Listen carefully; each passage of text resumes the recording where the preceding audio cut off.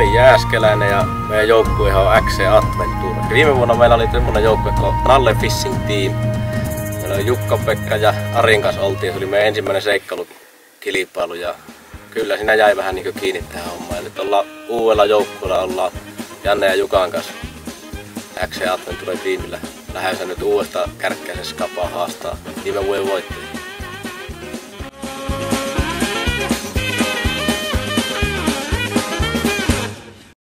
Tämä vuoden on täysin erilaisia kuin viime vuonna, että nyt on enemmän rasteja, pienemmällä alalla pörrätään ja käydään aina Kärkkäisellä mutkat.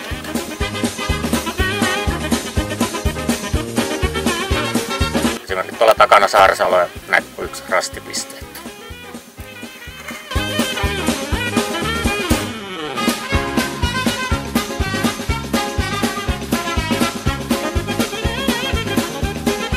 Mehän lähdetään asenteella hyvällä mielin, meillä on huipputiimi.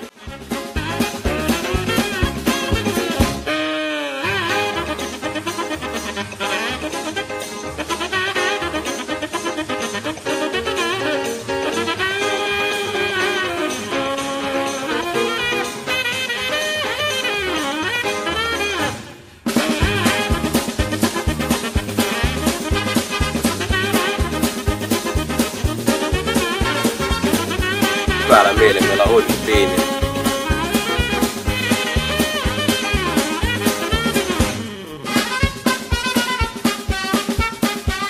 Mä uskon, että meidän kovin vastus on. Elikkä meidän... Ei itse.